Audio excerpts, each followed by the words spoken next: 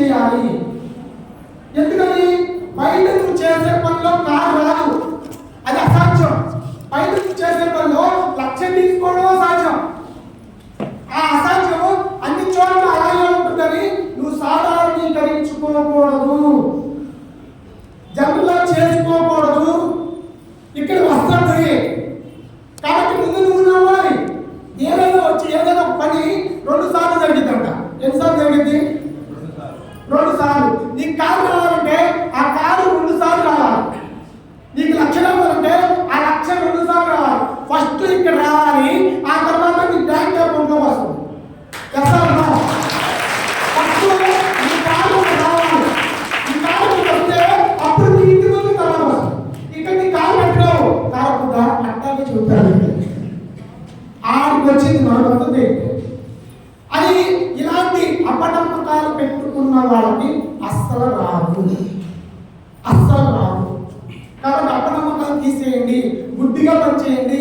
ఇక్కడ కూర్చున్న వాళ్ళు అందరూ ఎక్కువ మంది చదువుకున్నవాళ్ళు, చదువుకోని వాళ్ళు కూడా ఉన్నారు. కానీ చేతులు లేని వాళ్ళు, కాళ్ళు లేని వాళ్ళు ఎవరైతే లేదు కనబడ. ఇక్కడ చేతులు కాళ్ళు లేని వాళ్ళు కూడా డబ్బులు తీసుకున్నారు ఎస్టేట్. మన వల్ల అయిందా కదా? అయిందా కదా? నీ వల్ల అయిందా కదా? అయిందా? ఏదో కొంతమంది అన్నారు వాళ్ళ వల్ల అయింది, ఖచ్చితంగా అయిందా? అయిందా? ఎవరు ఉన్నారో వాళ్ళ వల్ల అయింది. అన్నది వాళ్ళ వల్ల అవ్వదు. జాగ్రత్త అనాలి. ముందు మనల్ని మనం బిలీవ్ చేయాలి, ధైర్యం చేయాలి. ఒక డ్రీమ్ పెట్టుకోవడానికి ధైర్యం చేయాలి. అసలు ఫస్ట్ మీటింగ్ వచ్చినప్పుడు కారు వస్తుందా తెలిసింది. ఇక్కడికి వచ్చిందంట కారు వస్తాయి, ఇలా ముగ్గురిని డైరెక్ట్ చేస్తే కారు వస్తాయని చెప్పాను. నా డ్రీమ్ చిన్నప్పటి నుంచి ఏంటంటే చాలా నేను నేర్చుకునే దాంట్లో చాలా కోల్పోయాను. కారు వచ్చిందా అంటే నాకు కారు వచ్చింది, కానీ నేను తోలేనుగా, నా తోలు రాగా నేను డ్రైవింగ్ పెట్టుకోవాలా అని చెప్పి వెంటనే నా మీటింగ్ తర్వాత బయటకు వెళ్ళి డ్రైవింగ్ స్కూల్ ఉంటే, సార్ నేను కారు తోలగలనా అని అడిగాను. అడిగితే సార్ మీకు ఏ కారు ప్రాబ్లం అంటే అని అడిగాను. లెఫ్ట్ అండి, లెఫ్ట్ ప్రాబ్లం, రైట్ బాగానే ఉంటాను సార్. మీరు 100% తోలగలరు, ఆటో గేర్ సిస్టమ్ వచ్చింది అన్నాడండి. ఆ రోజు నాకు నిద్ర పట్ల ఆనందమే ఆనందం. అంటే నేను కారు తోలగలనా, నాకు ఎస్టేట్లో కారు వచ్చేసింది అంటే నేను కారు నేనే తోలుకోగలను, నా కారు నేనే తోలుకోగలను. అంటే నేనే డ్రైవ్ చేసుకుంటూ వచ్చాను, హైదరాబాద్ వరకు నేనే తోలుకుంటున్నాను. అర్థమైందా? ఇంకొక విషయం ఏంటంటే ఇక్కడ డిపెండబుల్ స్థానం లేదు, గుర్తుపెట్టుకోండి. ఒకరి మీద ఆధారపడ్డారా ప్రెస్టేజ్లో మీరు తొందరలేదు. అంటే ప్లాన్ చెప్పుకోవాలంటే నేర్చుకోండి, కూర్చొని నేర్పించుకోండి. ప్లాన్ నేను చెప్పుకోవాలి, టీంని కట్టుకోవాలి, నేర్చుకోండి, కూర్చోండి. మీటింగ్ రండి, ఇక్కడ కట్టే వాళ్ళందరూ మీటింగ్ కూర్చొని నేర్చుకోవాలి.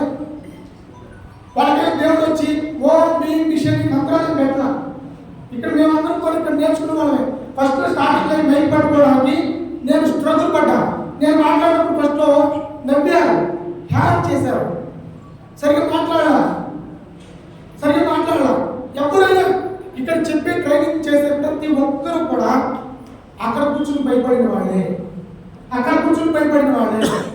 ఆ భయాన్ని ఎవరైతే తీసేస్తారో వాళ్ళే గొప్పవాళ్ళు.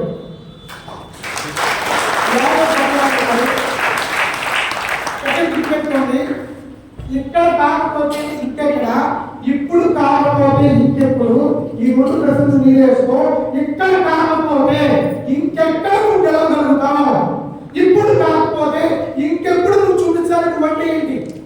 నువ్వంటే ఏంటి? నీ బంధువుల్లో, నీకు తెలిసిన వాళ్ళు, నీ చుట్టూ ఉన్న సొసైటీలో నువ్వంటే ఏంటో చూపించాలి. అంటే ఇంకెప్పుడు, ఇంకెక్కడ, ఎక్కడ ఉందా?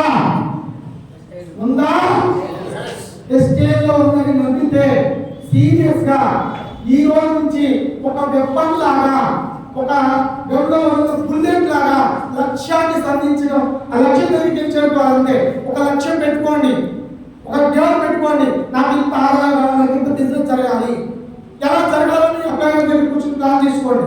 ప్లాన్ పట్టుకుని వర్క్ చేసుకోండి, కళ్ళు మూసుకుని వర్క్ చేసుకోండి. 100% వాళ్ళు ఏమైనా చేసినా అవమానించిన వాళ్ళందరూ కూడా రేపు పొద్దున మీ దగ్గరకు వచ్చి ఆధార్ కార్డు ఇచ్చి నన్ను ఎక్కడ వేసుకుంటావు వేసుకోమంటారు. ఇప్పుడు అందరూ నీకు రాని అప్పుడు చూద్దాం, నీకు రాని అప్పుడు చూద్దాం అంట. అర్థమవుతుందండి. ఇంకొక చిన్న స్టోరీ చెప్పి ఆగలేస్తుందా వదిలిపెట్టేస్తాం. ఆగలేస్తుందా ఎక్కువ మంది చెప్పాలి. ఆగలేస్తుందా? కొంతమందికి ఆగుతుందండి, కొంతమందికి ఆసం. సరే ఎక్కువ చెప్పను, ఒక 2 minutesలో వదిలేస్తాను.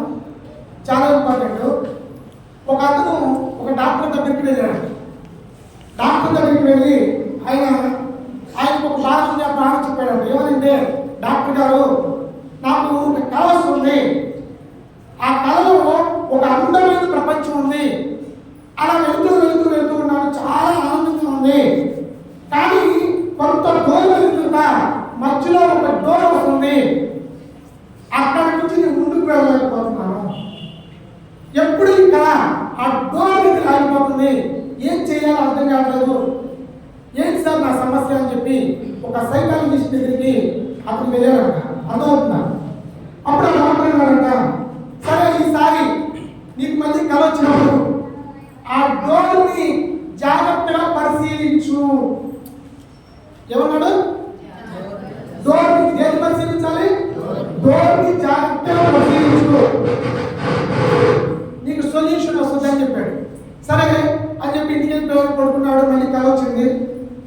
పొద్దున్నే ఉదయాన్నే డాక్టర్ దగ్గరికి మంచి ఆనందంగా వచ్చాడు. అతను ఆనందంగా వచ్చి, డాక్టర్ గారు భలే నాకు తెలిసిపోయిందండి అన్నాడు.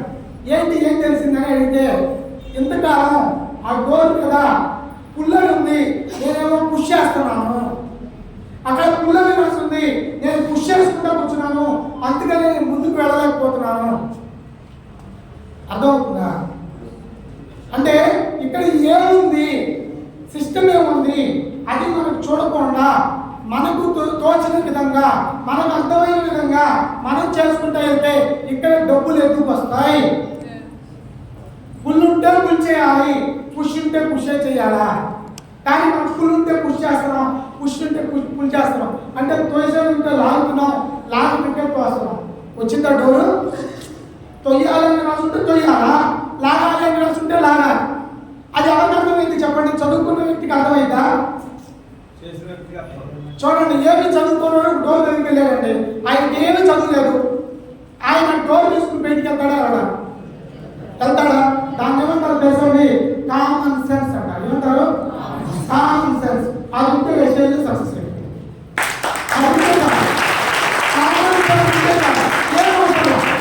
నీకు బాగా తెలివితేటలు ఉన్నాయా? వెస్టేజ్లో ఉండవు. జాగ్రత్తగా గుర్తుపెట్టు. నువ్వు ఏం చేస్తావు అంటే కోడి గుడ్డు మీద ఏగలుగుతావు. తెలివితేటలు ఉంటే కోడి గుడ్డు మీద ఏగలుగుతావు. అయ్యా కనపడవు, అవి దొరికేదాకా చేయవు. అర్థమైందా? కాబట్టి తెలివితేటలు వద్దు, ఇక్కడ బుద్ధిగా పనిచేయాలి. బుద్ధిగా పనిచేయండి. ఏదైతే ఉందో అది చేసిన ప్రకారం చేసుకుంటారని అద్భుతంగా సక్సెస్ అవుతాము. మీరందరూ కూడా అతి త్వరలో